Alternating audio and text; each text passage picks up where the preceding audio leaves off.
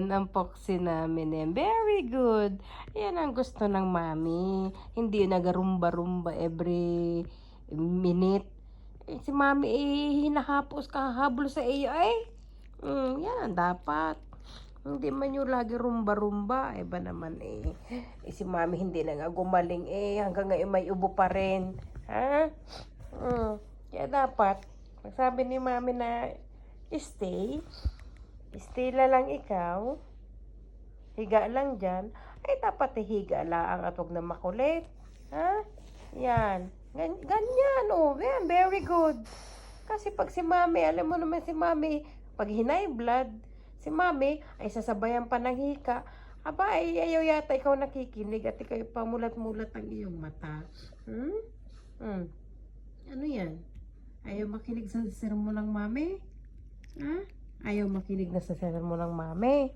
Eh, hindi man pwedeng hindi makikinig. Kasi, pag si mami, eh, alam mo naman eh, pag hinika si mami, mahirap kang habulin. Paano ga iyan? Eh, di si mami eh, lagi na lang hikain. Kahabol sa iyo. Eh, sa dami ng iyong energy, ay si mami eh, lagi na lang habol eh. Paano ga iyan?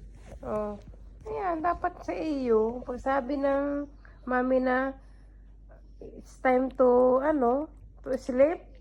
Ayan, tama na muna rumba-rumba, makikinig. Ayan, very good. Kung iyan galagi ang ginagawa, ay digay masaya. Diba? Ano yan? Pamulat-mulat lang ang mata? Nagagalit ka? Pamulat-mulat ang mata. Eh, titulog lang. Alam mo naman pag si mami, eh, yan ang iyong plus, eh. Oh, ayan. Sige, tahimik lang dapat. Hindi ka? Yeah, very good. Very good ka naman, eh. Sige. Sleep na ikaw. At pag magrumba-rumba, mamaya na lang ulit magrumba-rumba, okay?